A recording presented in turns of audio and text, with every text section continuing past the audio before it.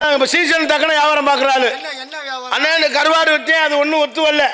நான் இப்ப வந்து பூட்டுக்கு சாவி போடுறது இருக்கேன். சாவியா? நீ என்ன வியாபாரம் மாத்தி மாத்தி பண்ணிக்கிட்டே இருக்க? ஆமாமா, நம்ம தொழில் பல தொழில் மாத்தி மாத்தி அடிச்சுக்கிறது. பூட்டுக்கு சாவி போடுறீங்கன்னா எப்படி போடுவீங்க? என்ன ஊரே சிரிக்குது. உங்க பூட்டுக்கு சாவி போடணும்னா சொல்லுங்க. நம்ம கிட்ட 5 சாவி பிரஸ்ஸா இருக்கு. எங்க வீட்டுல ஒரு பூட்டு கிடக்கு, ஒரு 90 வயசு இருக்கும் அந்த பூட்டுக்கு. அது எங்க தாத்தா. அந்த பூட்டுக்கு சாவி தான் இல்லாம இருக்குது. அதுக்கு எங்க தாத்தா போடுவாரு. என்னது அந்த பூட்டுக்கு சாவி?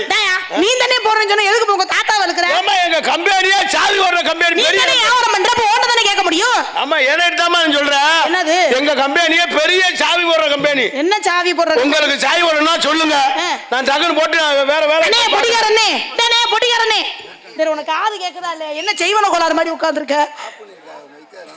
அண்ணே போட்டு விடுங்கண்ணே, அவர் பேசலன்னா எங்களுக்கு ஒரு மாதிரி இருக்கு. சரிம்மா, நீ அம்மா உனக்கு தேவைன்னா சொல்லு. ஐயா இந்த பக்கம் நீட்டி பேசினா புச்சு புடிய புச்சு உடனே. எனக்கு ஒன்றும் சாவி எல்லாம் வேணாம், நீயே வச்சுக்க.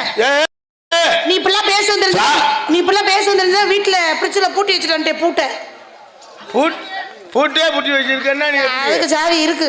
ஏம்மா நீ சாவி எங்கள்கிட்ட இருக்குமா? சாவி நீயே வச்சுக்க, எனக்கு ஒன்றும் வேணாப்பா.